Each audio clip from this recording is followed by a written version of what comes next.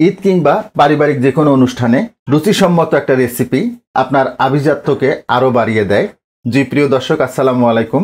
আজকে ঈদ স্পেশাল একটা রেসিপি থাকছে। আজকে করে দেখাবো গরুর মাংসের ঝাল কোরমা। একদম সহজ একটা রেসিপি, কিন্তু স্বাদে গন্ধে একদম অতুলনীয়। তবে ছোট্ট এই রেসিপিটা আপনাকে শুরু থেকে শেষ পর্যন্ত দেখতে হবে। চুলা একটা রান্নার পাতিল বসিয়েছি, 1 কাপ রান্নার তেল দিয়ে দিচ্ছি। শুরুতেই বলে রাখি, এই রান্নাটাতে একটু তেলের পরিমাণটা একটু বেশি লাগবে। 1/2 কাপ পেঁয়াজ কুচানো দিচ্ছি।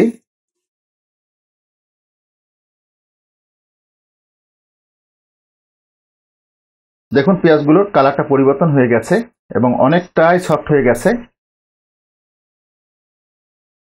3 টুকরো দারুচিনি দিচ্ছি, 5-6টা এলাচ, 5-6টা লবঙ্গ, 2টো তেজপাতা।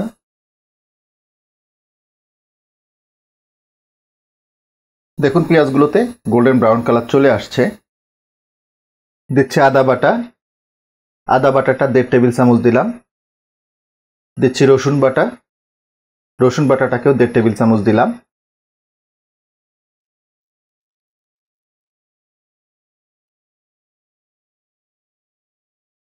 এখন এখানে দিয়ে দিব মাংস। আমি এটা বিফ দিয়ে করছি। এখানে 1.5 কেজি গরুর মাংস আছে, তবে আপনারা চাইলে এটা খাসির মাংস কিংবা ভেড়া, দুম্বা, উটের মাংস দিয়েও করতে পারবেন। মাংসগুলোকে হালকা করে একটু ভুনে নিলাম। এখন এখানে দিয়ে দিচ্ছি তরল দুধ এবং দইয়ের মিশ্রণ।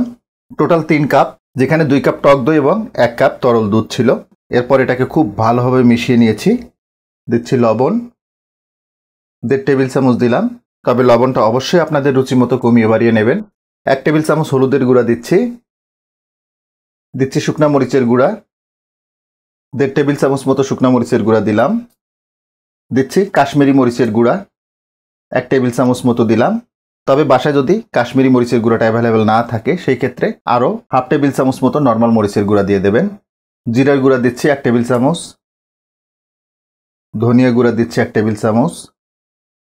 1/2 চা চামচ জয়ত্রী গুঁড়া দিচ্ছি। দিচ্ছি 1/2 চা চামচ জয়ফল গুঁড়া। এই রান্নাটাতে জয়ফল জয়ত্রীটা কিন্তু দিতেই হবে। যদি গুঁড়োটা অ্যাভেলেবেল না থাকে, সেই ক্ষেত্রে আস্তটা একটু গ্রেট করে দিতে পারেন। কেওড়া জল দিয়ে দিচ্ছি, 2 টেবিল চামচ কেওড়া জল দিয়ে দিলাম।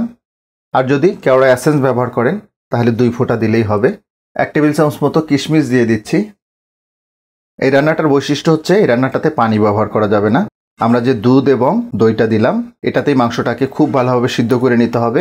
আর খুব ভালোভাবে সিদ্ধ করে নিতে হলে অবশ্যই চুলার জালটাকে মিডিয়াম টু লোতে রাখতে হবে। দ্যাট মিনস স্লো কুক করতে হবে। ঢাকনাটা লাগিয়ে দিব। মিডিয়াম টু লো হিটে মাংসটাকে 60 মিনিট থেকে 70 মিনিট মতো রান্না করে নিব। তবে মাঝে মধ্যে একটু ঢাকনা উঁচু করে নেড়ে দিতে হবে, যাতে কোনো অবস্থাতে তলায় না লেগে যায়। মিডিয়াম টু লো হিটে মাংসটাকে স্ট্রেট 70 মিনিট মতো রান্না করে নিলাম। তবে অফ ক্যামেরায় কয়েকবার করে নেড়ে দিয়েছিলাম। মাশাআল্লাহ, লুকটা দেখুন। সবচেয়ে বড় কথা, এটা থেকে যে পরিমাণ ফ্লেভার বের হচ্ছে, আমি শিওর আশপাশের অ্যাপার্টমেন্টে এই মাংসের ফ্লেভারটা ছড়ায় গেছে। ফাইনালি দিয়ে দিতে হবে পেঁয়াজের বেরেস্তা। তবে বেরেস্তাটাকে একটু ক্র্যাশ করে দিতে হবে। শেষের দিকে এই বেরেস্তাটা কিন্তু দিতেই হবে। ঢাকনাটা লাগিয়ে দিচ্ছি। আর এই পর্যায়ে চুলার জালটাকে একদম লো করে দিতে হবে। একদম লো হিটে মাংসটাকে জাস্ট 5 মিনিট মতো আমরা দমে রাখবো। একদম লো হিটে ঝাল কোরমাটাকে জাস্ট 5 মিনিট মতো দমে রেখেছিলাম। And this is the final look. দেখুন এইবার ফাইনাল লুকটা। এটা কতটা লোভনীয় হয়েছে, এটা আসলে বলার অবকাশ রাখে না। জাস্ট এক ঝলক দেখলেই বোঝা যায় এই রান্নাটা কতটা স্বাদের হবে। আমি শুরুতেই বলেছিলাম, খুবই স্বাদের এবং খুবই সহজ নিয়মে এই রান্নাটা করা যায়। আপনারা দেখেই বুঝতেছেন কত ছোট্ট একটা ভিডিও। আশা করব এই ঈদে এই রেসিপিটা ট্রাই করবেন। আর রেসিপিটা করার পরে কেমন হলো আশা করব সেটা ফিডব্যাক দেবেন। তো সবাইকে ঈদ মোবারক। আল্লাহ হাফেজ।